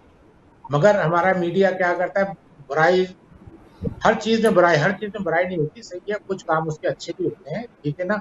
मगर यह है कि अब कश्मीर के मसले पे अब इमरान खान ने काफ़ी अच्छी आवाज़ें उठाई हैं, जाके बाहर के मुल्कों में भी हमारे मीडिया ने क्या सपोर्ट दी है, वही हमारा प्राइम मिनिस्टर नाअहल है, हमारा प्राइम मिनिस्टर नाअहल है। अरे ये जो कुछ चीज़ें जो अच्छी होती हैं, जो हमारे, देखिए हमारे और भारत के इख्तलाफात बहुत हैं। अगर हम अपने प्राइम मिनिस्टर को भारत की जो पॉलिसी पे वो बयान देता है उसकी तो सपोर्ट करें कम से कम, चले अंदरूनी हालात पे सपोर्ट ना करें, मगर जो भारत की कश्मीर पॉलिसी पे उसकी सपोर्ट करना चाहिए मीडिया, हमारे मीडिया को, मगर वो नजर नहीं आती।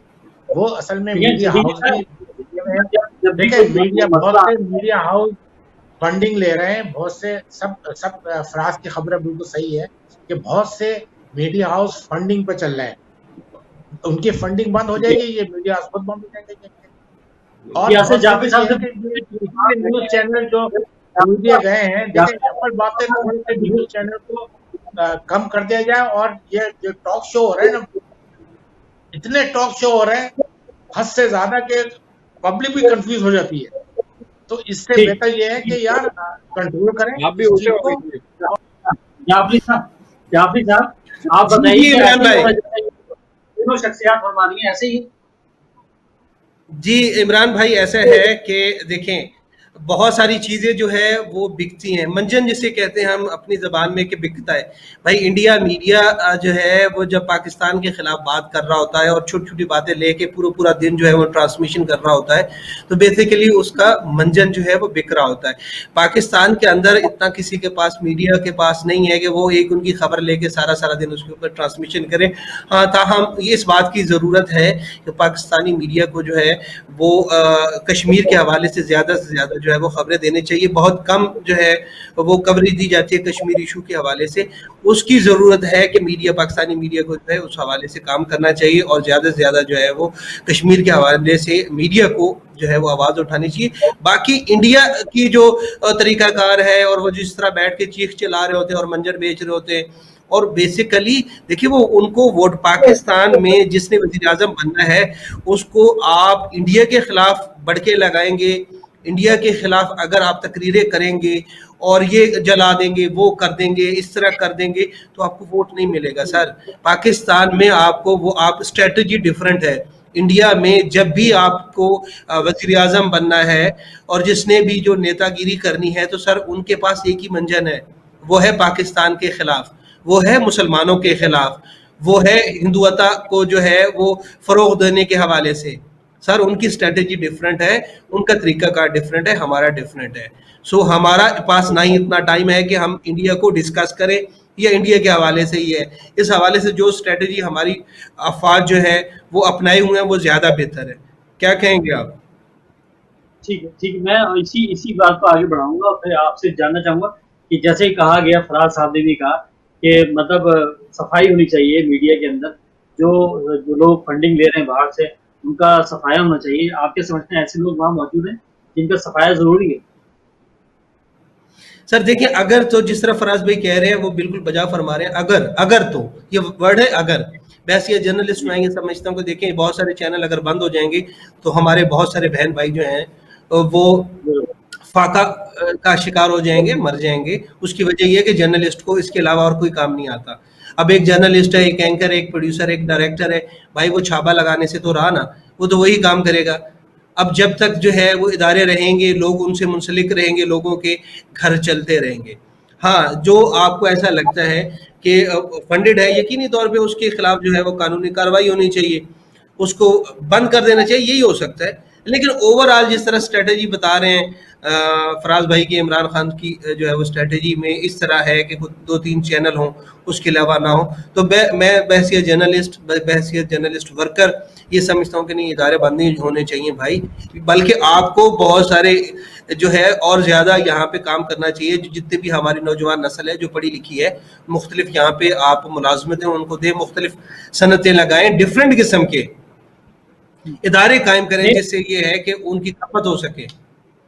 नहीं तो आप क्या समझते हैं? मैं आपसे जानना चाह रहा हूँ कि ये बात तो अपनी जगह है कि, लेकिन ऐसा कुछ पॉलिसी बनाई जाए कि इन इदारों को जो मीडिया से रिलेटेड है उन्हें कंट्रोल किया जाए कि वो सिर्फ, जैसे हर मुल्क में होता है, हर मुल्क की जो पॉलिसीज होती है कुछ अपने मीडिया के लिए, और वो उस पर ही कारबंद रहते हैं। जैसे कि न्यूज़ के बारे में फराज अहमद साहब ने बताया कि जनाब वो न्यूज़ बिल्कुल सेम चल रही थी हिंदुस्तानी मीडिया के ऊपर। तो आप क्या समझते हैं, पॉलिसीज चेंज करने की जरूरत है? सेंटर्स को बंद ना किया जाए बल्कि पॉलिसीज चेंज की जाए। देखिए इमरान भाई, कोई भी इदारे जो है ना वो पॉलिसी के बगैर नहीं चलते। हर इदारे की अपनी एक पॉलिसी होती है, उस हिसाब से जहाँ तक खबर की बात है, तो आप खबर जो है वो भले इंडिया में चल रही हो या कहीं से भी चल रही हो, तो आप एज इट इज़ वो न्यूज़ जो है वो आप दिखा सकते हैं। उसमें ऐसा सच नहीं है कि एक न्यूज़ इंडिया के ऊपर चल रही थी और वो अब पाकिस्तानी मीडिया के ऊपर चल रही है, ऐसा कोई कदगन है नहीं। बशर्त ये है, देखिए पाकिस्तान में 3 तरह की चीज़ें हैं। एक ये है कि पाकिस्तान की अफवाज के खिलाफ कोई खबर नहीं देनी चाहिए। ये सख्ती से मना है। फिर कोई ऐसी मजहब के हवाले से खबर ना दी जाए जिससे मुनाफरत पैदा हो। ये 2-3 ऐसी चीजें हैं कि जिससे जो है वो, उसके अलावा आप कोई सी भी खबर दे सकते हैं, पाकिस्तान के खिलाफ ना हो, मजहब के खिलाफ ना हो। सही, तो पाकिस्तान के खिलाफ ना हो, मजहब के खिलाफ ना हो, वो उन पे मतलब कोई भी ऐसी चीज जिससे जो है वो इंतशार का अंदेशा हो, वो बिल्कुल सख्ती से मना है। वो जैसे एसओपी होती है ना, इसी तरह जो है वो आपकी एक पॉलिसी में है और उसके अलावा पैमरा रूल्स में है कि आप ये खबरें आप नहीं दे सकते। सही, ठीक है भाई, ये बिल्कुल आपने बिल्कुल सही कहा। और मतलब इस पे मजीद किसी और पॉलिसी की जरूरत नहीं है, इसका मतलब ये है। नहीं, कोई और जरूरत नहीं, ऑलरेडी जो है वो पॉलिसी बनी हुई है इस हवाले से। सही जी। फराज अहमद साहब, आपसे आखिरी सवाल इसी हवाले से, क्योंकि सर जाफरी साहब कह रहे हैं कि कोई मजीद सख्त पॉलिसी की जरूरत नहीं है और इदारों को बंद नहीं करना चाहिए, क्योंकि इदारे अगर बंद होंगे तो उससे बेरोजगारी बढ़ेगी और उसको चलता देखिए, मैं इदारे जो बंद होने की बात कर रहे हैं, तो मैं एक छोटी सी मिसाल दूंगा मुबशिर लुकमान साहब की।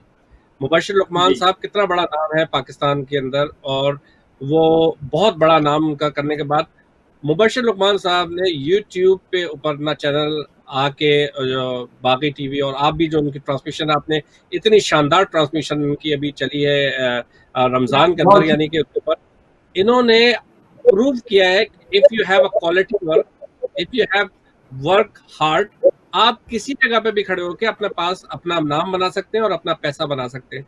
He is a prime example for all the journalist in Pakistan and around the world, कि आपको अगर काम करना जानते हो और आपको काम की नौयत का पता हो, अंदाजा ये करें कि मैं उनके प्रोग्राम अक्सर बेशतर देता हूँ, हर 2 मिनट बाद उनके न्यूज बीट पे आ रहे होते हैं और चीजों पे आ रहे होते हैं। It's a very hard job.